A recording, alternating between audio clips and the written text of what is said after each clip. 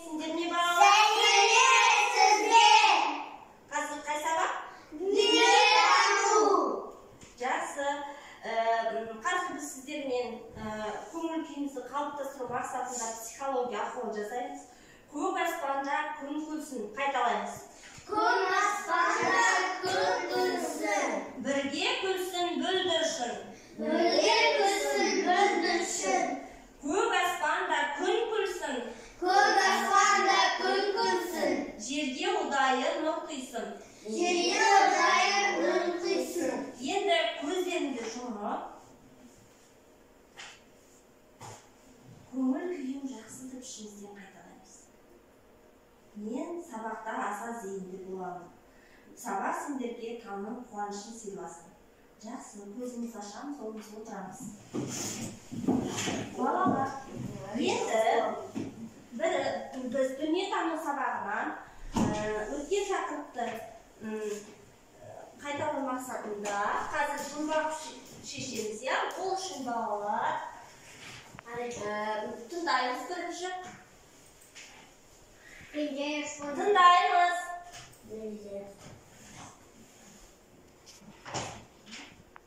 Тыңдаймыз қазір. Мына жұмбақтың жауабын кім біледі екен?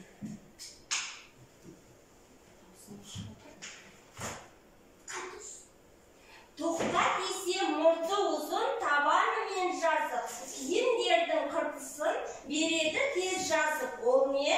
Тоққа десе мұрты ұзын, табаны мен жазық. Үтік жақсы. Келесі жұмбақ тыңдаймыз. Жүрген жерін жалмайды, тастан басқа қалмайды. Үтік. Жоқ, үтікті қайталады. Басқа жұмбақ. Жоқ, ойланамыз. Жүрген жерін жалмайды, тастан басқа қалмайды. Барлық жерін жалмап тұрады, тек қана тас қана жалмай қалады. Ол не? Жүрген жерін жалмайды, барлық жерін жанып кетеді, тек қана тас жалмайды. Ол жанып кетеді. Не ол? Шөп. Жанып кетеді. От, иә? От. Жаңағы балалар, от, үтік деген жауап. Иә, бұлардың барлығы бізге өмірімізде қауіпті болып келеді екен. Мысалы, от деген жаңағы өмірімізде оттан өрт шығады. Сол өте өмірімізде қауіпті екен балалар. Жаңағы енді үтік деген біз өмірге қажетті заттар, иә? Өмірге қажетті заттар. Үтік, үйдегі жиһаздарды қайталайықшы. Киік. Жиһаздар. Шаңсорғыш. Теледидар. Үстел электрический болмайды. Телевизор, иә. Шаңсорғыш, компьютер. Машина. Иә, ыдыс жуатын машина, иә? Кір жуатын машина, осылардың барлығы біздегі балалар. Электр құралдары үйде болғанда балалар, біз осы үйде мамаларың жоқ кезде немесе осы жағдайларда қауіпсіздік шараларын сақтау керек. Мысалы, үйде жалғыз қалдыңдар, иә, мысалы. Осылай мына бала жасап отыр, дұрыс деп ойлайсыңдар ма? Терезенің алдына шығып алған, жолдарын шашсаған, осылай істеуге бола ма? Болмайды. Терезенің алдына шықсаң не болады? Құлап кетуі мүмкін. Абайда қауіпті суретке қарай, үйде қандай жерлермен тұрмыстық заттар қауіпті бардың. Яғни мына жерде тұрмысқа қажетті заттар бар. Бұлар байқау керек, иә, қауіпті. Мысалы, сіріңке жағуға бола ма? Жоқ, болмайды. Тоқтарды өзімізбен бірге қоса беруімізге бола ма? Кез келген уақытта. Мына жерге қараңдар, плитка деді ғой, жанып жатыр. Өшірмеген. Ұмытып кетуге бола ма? Жоқ. Жақсы. Одан кейін үйде жалғыз қалған кезде дәрі-дәрмектер қалады. Мысалы, неше түрлі дәрі-дәрмектерді іше салуға бола ма? Мұғалімдердің мамалардың рұқсатынсыз, дәрігерлердің рұқсатынсыз ішуге бола ма? Жоқ. Үшкір заттарды мен ойнауға бола ма? Жоқ. Не жүріп сол шүкір заттармен ойнауға болмайды деп байқау керек, абайлау керек. Жақсы, жарайсыңдар. Енді балалар барлығымыз зейін салып, тақтаға қараймыз. Мен сендерге қазір бір видео көрсетіп тыңдаймыз. Бұл видеода не көріп тұрсыңдар? Сосын әңгімелейміз. Дайынсыз ба? Иә. Мұқият тыңдаңдар. Тыңшыған тыңдаймыз.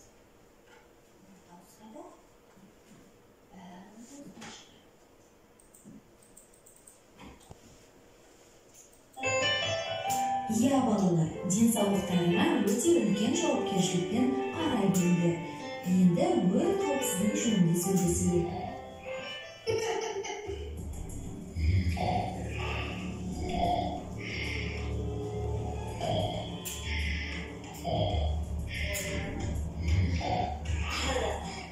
Балалар, саламатсыңдар ма? Менің атым Сіріңке. Ешкіммен жұмысым жоқ. Өзім көп ұйықтағанды жақсы көрем. Ешкімге зияным да жоқ. Алайда кейбір жаман балалар мені оятып мазалай береді. Басқа ойын жиғаздай менімен ойнайды. Ондай кезде мен қатты ашуланамын. Қабағымнан от шашамын. Тәртіпсіз бұзақы баланың қолына түскенде дене қызуы басыма шауып күйіп кетемін. Содан ойын түбінен өрт шығады. Ал менің өртімнің күшін білесіңдер. Мені тілсіз жау деп бекер атамайды. Bir бастап алсам, мені тоқтатып өрт еткен. Жауының жан-жақтың бәрін жаулап тұп-тұйық етеді. Иә, естимісің сен бала? Менімен ойнама. Сол үшін мүмкіндігінше менімен абай болыңдар. Қой, ұйқым келді. Мен жатып ұйықтайын. Мені көп мазаламаңдар.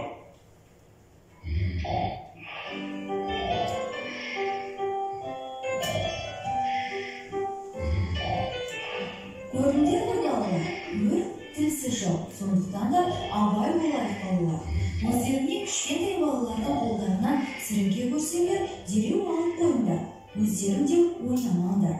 Үйден шығарда электр құралдарын сөндіріп шығуды ұмытпаңдар. Үтік, газ плитасы, розетка, теледидардың өшірулі тұрғанына көз жеткізіңдер. Бұл айтылған сөздерді есте мұқият сақтаңдар. Негізгі қауіпсіздік шаралары жөнінде үлкендермен кеңесіп, білмегендеріңді сұрап жүргендерің дұрыс. Жалпы өмірде басқа да көптеген қауіпсіздік түрлері бар. Соларды білуге талпынуымыз керек. Бүгінгі қауіпсіздік әліппесі атты сабағымыз соған бастау болсын. Ал балалар, бүгінге сабағымыз бітті. Қош, сау болыңдар. Енді кім видеодан не түсінді? Бір-бірден айтамыз, иә? Зере айтамыз. Орныңыздан тұрып айта бер, иә? Чині түккен кезінде тіпті Санжар? алып кету керек. Үй өртеп кетеді. Иә, өте жақсы. Электрларды тоже алып қою керек, а то Нені? телевизор жасау. Иә, электр тоқтарын, иә, жақсы. Жарайсың, бек сұлтан айта ғой. Мен. Қазір бәріміз айтамыз, бек сұлтан айта ғой. Иә?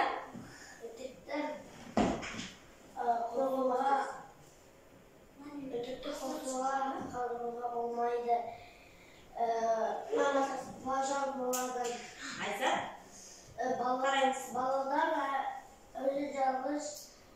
Балалар өзі жалғыз үйде болса, мамадан, пападан кетіп қалса, үтікті плитканы қосуға болмайды.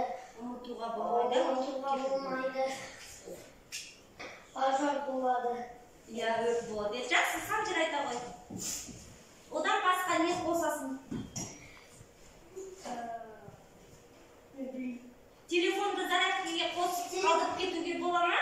Телефонды зарядкаға қосып қалдырып кетуге болмайды. Иә, жақсы. Үйде мамаларың жоқ болған кезде Зарядканың 9 қуаты үйжен кетеді. Жақсы, жарайсыңдар, Айзат айтамыз.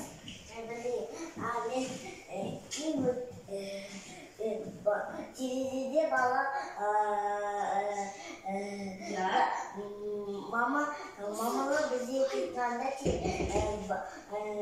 газды қосып кету болмайды. Терезенің алдына шығып алуға бола ма? Болмайды. Сен ең кішкентай сіңір балалар терезенің алдына шығып алса не істеу керек? Абайла деп түсіру керек, иә, терезенің алдына. Байқау керек, әсіресе көп қабатты үйлерде сондай жағдайлар болып жатады, иә?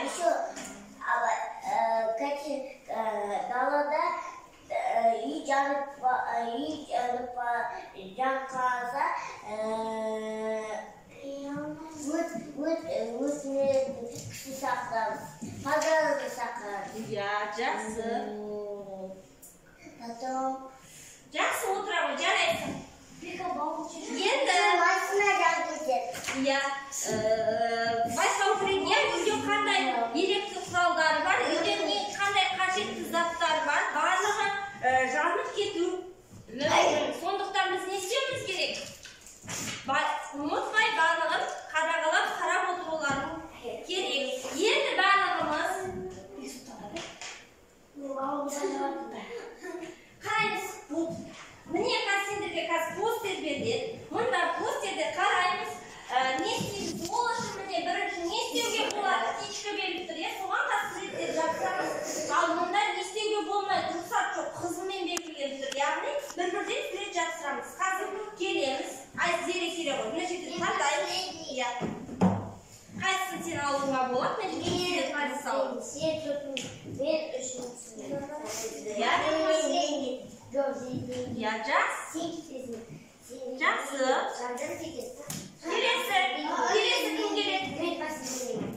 Айзат, тез келеміз. Мына жерден таңдаймыз. Мысалы, не істеу? Айзат, не істеуге болмайды? Не істеуге болады? Мынау болады. Иә. Не істеуге? Болмайды. Болмайды. Оны аламыз да қайда жапсырамыз? Мынау болмайды мынау. Иә. Оны қайда жапсырамыз? Қызылға жапсырамыз, иә? Қызылға жапсырамыз. Жақсы. Жақсы. Ол айтады, келмей сатап беремін. Ол бармайды. Иә. Болмайды ол. Алдағы кетеді алда. Иә, бөтен адамдарға қазір айтамыз. Келесі Бексұлтан келе ғой. Отырамыз. Бексұлтан келе ғой. Жылдам келе ғой.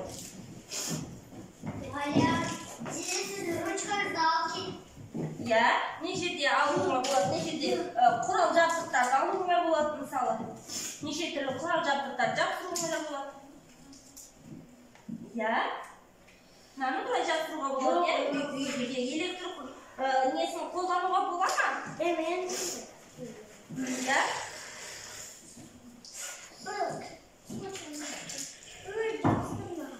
Иә. Былай жапсырамыз, иә? Келесі. Санжар келе ғой. Мына жерде мысалы, міне электр құралдары. Қай жерге жапсырасың? Электр құралдары. Мысалы, холодильник, шаңшылықты қай жерге жапсыруға болады? Иә, оны мына жаққа жапсырасың. Мына жерге жапсыра ғой. Жапсыра ғой. Енді мен. Енді отыра ғой, Санжар, молодец. Мына жерде электр құралдары қандай?